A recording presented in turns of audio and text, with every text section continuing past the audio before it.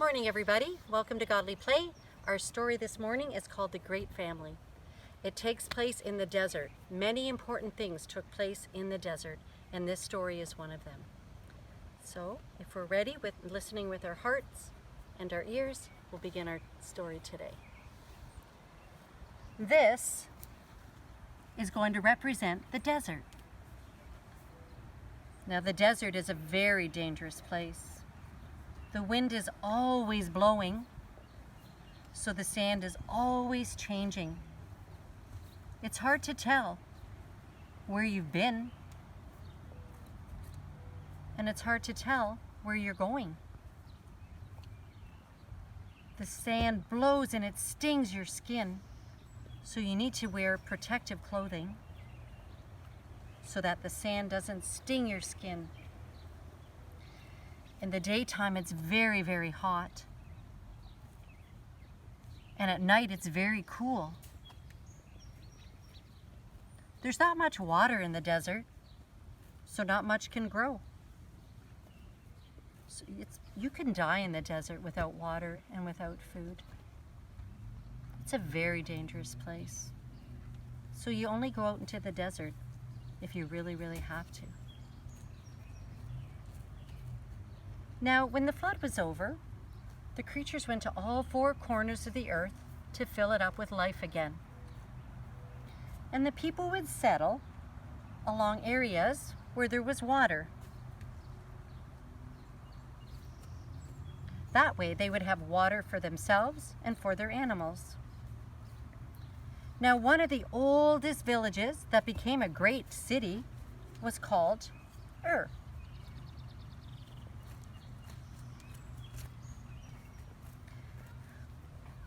Now, the people of Ur believed in many gods.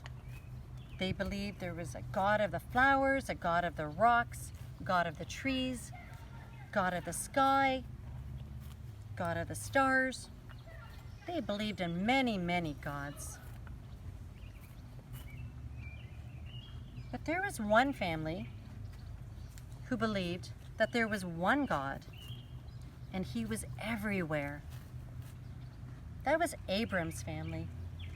Abram and his wife Sarai.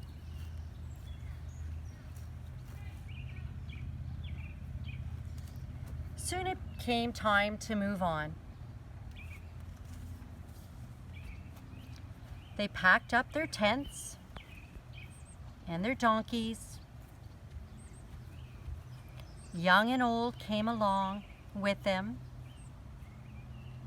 And they followed the great river Euphrates so they would have fresh water for themselves and their animals. It was a long, long journey. It was very hot. They would walk during the day and set up a tent at night to rest. And in the morning, they would set out again.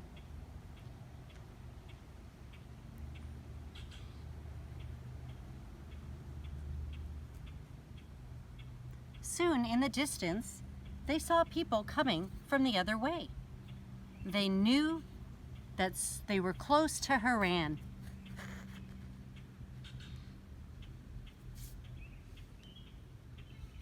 They continued their journey, young and old, animals, through the hot desert. And soon, they made it to Haran. And here they rested the night. In the evenings, Abram went out into the desert. He was very close to God, and God came very close to Abram. And Abram knew what God wanted him to do. God wanted Abram to continue moving along. So Abram went back to his family, told his wife Sarai and the others that they must move on. They weren't sure exactly where they were going or if there would be any water. They had no great river Euphrates to follow now. They continued during the day in the hot sun. They set up tent at night to rest. Soon they came to a place called Shechem. Once again, Abram went out to be with God, and God came very close to Abram. God spoke with Abram. Abram built an altar because God was there. God was everywhere. And God told Abram what he wanted him to do. And he listened, he obeyed, and continued with his family, his wife Sarai, his brother's son Lot, and the others, through that hot desert, again with no river to follow for direction and no water source. They came to another place. It was called Bethel. Once again, Abraham went out to be with God. God spoke to Abram, and Abram listened. God was there. Abram built another altar because God was with him. God was everywhere. Again in the morning, they packed up and they continued their journey, obeying God, going through the hot, dangerous desert. Young and old, all the animals, resting at night, setting up their tents.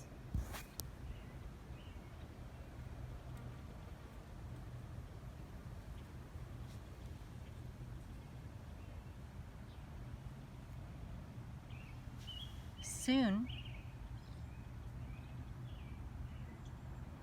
Abram and Sarah came to Hebron, and they knew this was their place to settle and make it their home, right near the oaks of Mamre. One day, while Sarai was in the tent, 3 strangers came out of the desert, and they talked to Abram, and they said, "You and your wife, Sarai, will have a son." Now, Abram laughed. He and Sarai were very old. They did not think this was possible.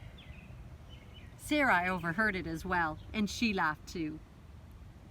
She prepared 3 lots of meat, bread, water, and milk for the strangers, and fed them as it was custom. And they shared a meal. And the 3 strangers left back into the desert. Well, you know what happened? Abram and Sarah did have a son. Abram had gone back out to the desert to be with God. And God came so close to Abram, and he said, "Abram, from this day on you shall be called Abraham, and your wife shall be called Sarah. And you shall have as many children as there are grains of sand in the desert, and as there are stars in the sky." Abraham listened. He was overwhelmed. He went back and he told Sarah what God had said. They both laughed, not thinking it was possible that they shall have a son, being so old, but they did. And they called that son Isaac. And when Isaac grew to be a tall, strong man, and Sarah grew very old and tired, and she died. And she was buried by the oaks of Mamre.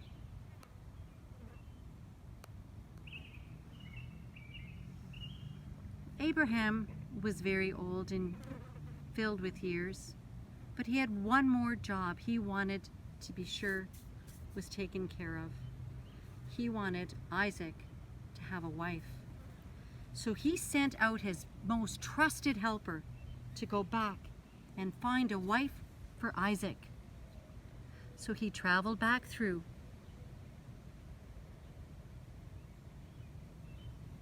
And just outside Haran, he found a woman at a well. Her name was Rebecca. Rebecca was filled with wisdom and kindness and compassion. She gave water, fresh, cold water to the helper and his animal. She asked about the family, and he told her all about Abraham and Sarah's family, the great family. She wanted to be part of it. So she invited the helper back to her home and told her parents about them. The next day, Rebecca packed up with the helper and she traveled through the desert.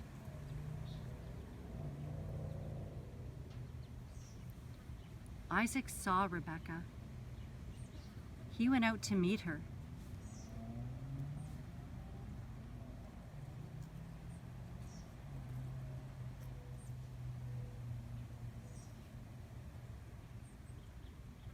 Soon, Isaac and Rebecca were married. Now Abraham, very pleased and filled with years, grew tired and died as well. He was buried with Sarah in a cave near in the oaks of Mamre.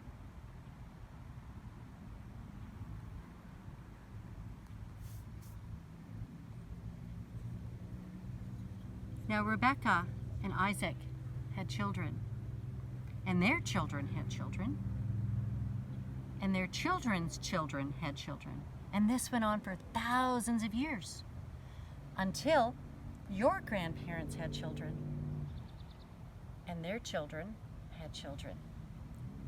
And now you are all part of this great family too. God's great family.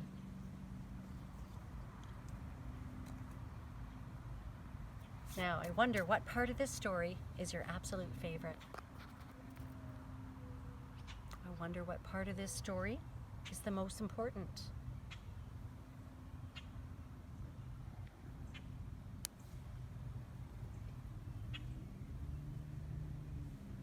I wonder what part of this story is about you.